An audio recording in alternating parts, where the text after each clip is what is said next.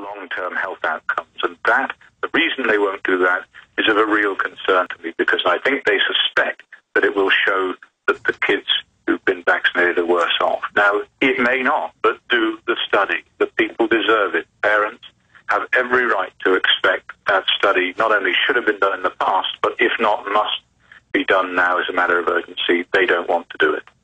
Well, Doctor, look, we've had decades of this info coming out. They know what it's doing. And so we could say in the past maybe it was just incompetence, but now the system clearly knows that vaccines are causing all sorts of problems. I mean, take Gardasil. In the trials, it caused death, but still they came out and aggressively pushed it. Can you speak to that? And then also the admission that these vaccines are now contaminated with pig viruses. And you have written on that subject. Yeah, I break it down. There are two things. I was at a meeting recently, Alex, with one of the speakers was one of the senior scientists involved in the production of the Gardasil vaccine. She was extremely concerned about the way it had been used, the rapidity with which it had been introduced in America. She said it was intended for women in third world countries or girls in third world countries who didn't have access to cervical smear screening, that there was no evidence that it worked, and that it was associated with problems. The reason for introducing it seems to be entirely a commercial one. And having spoken to someone who worked at Merck, an insider, there were problems in the trial, as you've alluded to, from very early on. So, and I read the other day, it's just been withdrawn or suspended in India, where girls died after administration. So there's a problem, and please, the government cannot just ignore this. The recent debacle over the pig viruses in a rotavirus vaccine. Again, this is a vaccine in England. No one uses rotavirus vaccine. Why is it necessary in the US? So we have a vaccine, and then after they say it's been extensively tested for safety, years later it's been given to millions of children, then they find that it's contaminated with pig viruses. So when they find that the Glaxo vaccine is contaminated with what's meant to be a non-injurious vaccine, they withdraw it. They suspend it from the market. Then they find, a couple of months later, that the Merck vaccine is contaminated not just with the pig virus, type 1 virus, but the type 2 virus, which is known to be a pathogen dangerous in pigs, and they put them both back on the market. Now, how can they possibly say, as they did, that the benefits outweigh the risks? They have no idea what the risks are whatsoever. That is a totally dishonest statement. It is a lie, and it is a misrepresentation to the consumer and the American people. Well, the way Dr. Blaylock discusses it is that when you inject a bunch of RNA mixed with adjuvants that jack up the immune system on top of it, that the stomach and the intestines is really the front line of our autoimmune system, and that it just causes all sorts of bizarre interactions, and that this has been known for over 100 years. And that they're fully aware of what they're doing. I mean, Dr. Blaylock comes right out on the show, and he, of course, reads the documents and says this is a population reduction program. But I don't expect you to go that far. I know you've already been demonized for simply doing the basic research. Let's briefly, though, talk about their false charges against you and then what's actually in the book, Callous Disregard, and how important it is for people to support you, because I've done separate research, and I know that you've actually been tame in what you've said, and it's because you are so measured and well-researched and effective that they're so scared of you. But, I mean, let's talk about, again, countering their attempted demonization of you, Doctor. Right. The principal charge against the doctors was that we conducted unethical research without the appropriate approvals on children. We exploited children for the purpose of experimentation.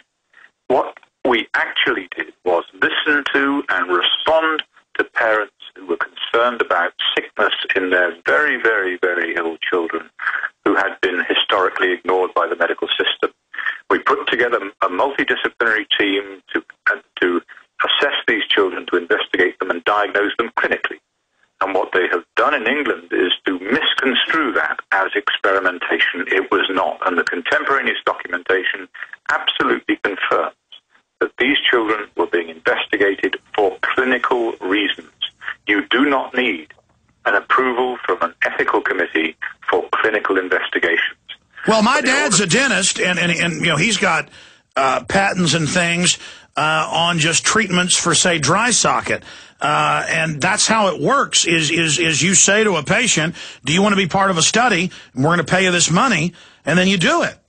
Right, let me be absolutely clear that Alex, no patient was ever paid by anyone for being in the study. No, I know, but that's not even unethical. Everybody knows that the big pharma companies and everybody pays, but they're saying on the news, they're trying to claim you paid them, so it's unethical to be able to do a test on them, and they're acting like you were Dr. Mingala or something when you did extremely ethical studies. I mean, my point is, knowing how medical trials work, you did nothing wrong, and they're misconstruing what you did.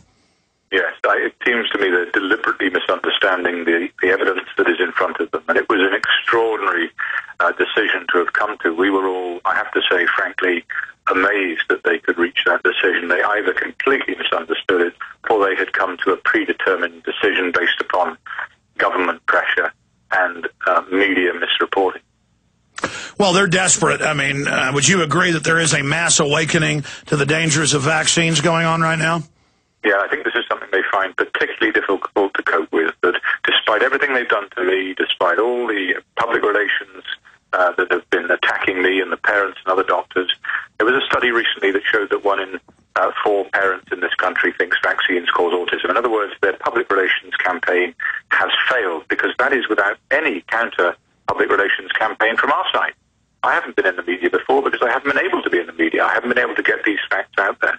And 53% of people in that study, 53% of parents, think that vaccines are associated with serious side effects. So they have got a problem, and the problem is one of their own making. Well, Dr. Wakefield, during the H1N1 situation, all I asked people to do was to read the vaccine insert. It said may cause neurological disorder. It said may reduce fertility. It said may be linked to cancer.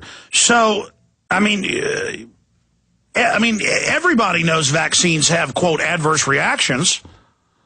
Yeah, I think the swine flu was really needs to be brought out of the open. Here we were persuaded through a mass public relations campaign of fear and intimidation that there was going to be the worst epidemic of the nastiest flu ever, and we had to get this vaccine. It turned out to be one of the mildest influenza viruses on record. The vaccine seems to have caused far more problems than they're prepared to admit to, and that needs thorough investigation and government oversight to determine what went wrong there and why it went wrong.